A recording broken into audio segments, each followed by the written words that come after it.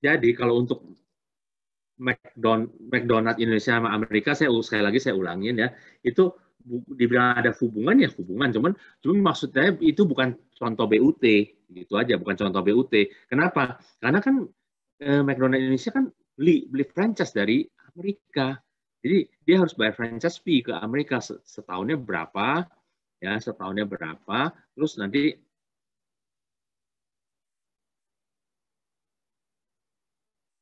ya setahunnya berapa dia harus bayar iuran. Nah, nanti mungkin dari keuntungan juga dia ada harus bagi hasil ke Amerika, seperti itu saja.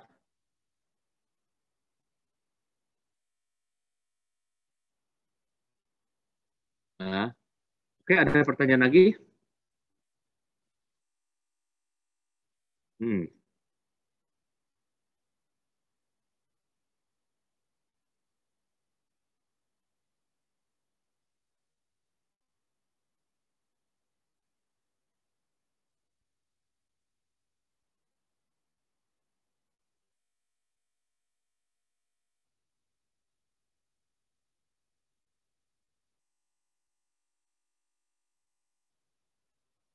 Oh, iya bisa ya. Jadi gini, ya kan kita balik lagi kan subjek pajak kan bisa orang pribadi, bisa badan warisan belum terbagi BUT. Nah, sedangkan BUT sendiri bisa dalam bentuk orang pribadi juga ya. Jadi contohnya misalnya si Mr. Frankie deh, Frankie dari Prancis ya, Mr. Frankie dari Prancis. Jadi sekali lagi ini Frankie bule loh ya, bukan Frankie Indonesia ya, Frankie bule ya dari Prancis. Nah, dia seorang arsitek misalnya. Nah, banyak banyak banyak gedung-gedung di Indonesia panggil dia untuk merancang. Lalu dia rancang, bikin desainnya dengan dan sebagainya. Nah, dia kan dapat penghasilan dari Indonesia kan. Nah, terus dia karena dia saking larisnya di Indonesia, banyak yang mau pakai. Nah, dia bisa aja kan dia pikir, saya mau jadi BUT, bisa. Nah, dengan begitu dia jadi BUT, status dia untuk membayar pajak sama persis seperti orang Indonesia. Dia diperlakukan seperti subjek pajak dalam negeri seperti orang Indonesia. Nah, mungkin saya ambil contoh lagi. Itu kan orang pribadi kan ya. Tadi si Mr. Frankie sebagai arsitek. Nah, sebagai bank juga sama. Kayak misalnya Citibank. Citibank itu punya siapa? Punya orang Amerika, punya Amerika.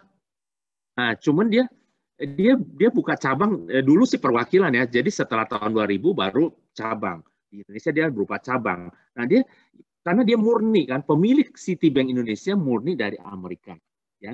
Karena murni dia karena dia mendirikan cabang di Indonesia ya pendirinya sih siapa? Si orang Amerika juga, cabang dari Amerika, Citibank Amerika diriin cabang di Indonesia.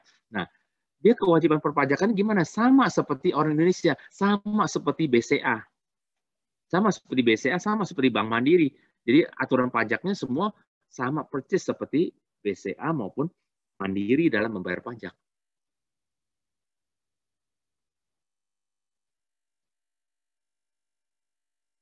Bisa apa? Setahu saya kalau yang namanya BUT sih profit ya, nggak ada yang non laba ya. Jadi itu udah profit pasti.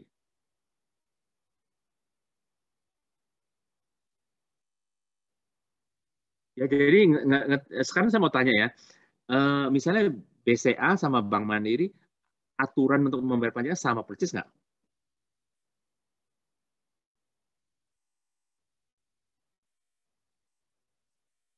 Sama dong, aturannya sama. Cuma bedanya apa? Kalau kalau BCA kan punya swasta ya, BCA punya swasta. Kalau Bank Mandiri punya pemerintah BUMN. Tapi sama, ketentuan perpajakannya sama. Apa yang BCA harus jalankan juga harus dijalankan oleh Mandiri. Apa yang Mandiri harus dijalankan juga harus dijalankan oleh BCA sama.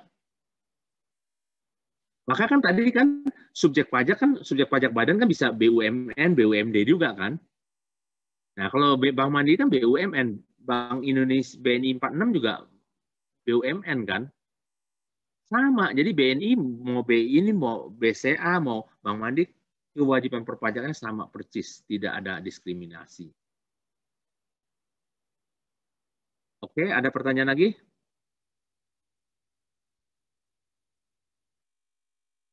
Nah, orang kadang-kadang suka bingung gitu. BUT itu kayaknya kayak perusahaan luar negeri, jadi dia asing. Enggak, dia sama persis seperti orang Indonesia. Nah, cuman dia harus bisa bedakan yang dimaksud dengan BUT itu apa. Ya, kayak jelas, kayak contohnya tadi, kalau Kentucky bukan. Karena Kentucky kan pemiliknya kan orang Indonesia, Kentucky Indonesia, pemiliknya Indonesia, cuman dia hanya beri franchise, beli royalti, bayar royalti. Begitu juga McDonald, pemiliknya orang Indonesia, bukan. Jadi harus yang dimaksud BUT benar-benar pemiliknya harus asing. Ya, contohnya kayak tadi, Citibank kan memang punya Amerika.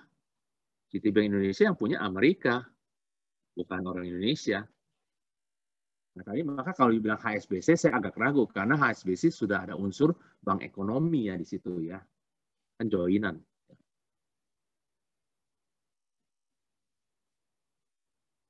Oke, ada pertanyaan?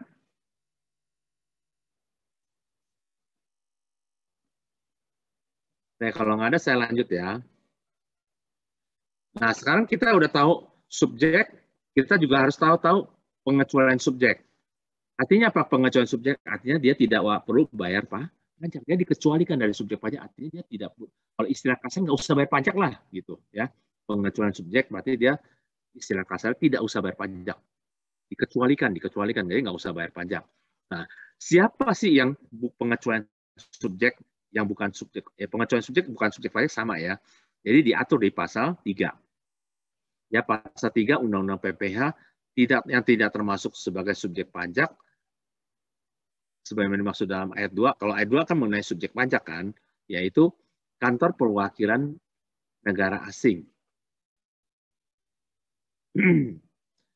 Kantor perwakilan negara asing bukan subjek pajak. Artinya dia tidak usah bayar pajak. Contohnya apa? Nomor 1 ini contohnya apa ya? Halo, nomor 1 contohnya apa? Pak, maaf, Pak. Nggak ada share screen-nya, Pak.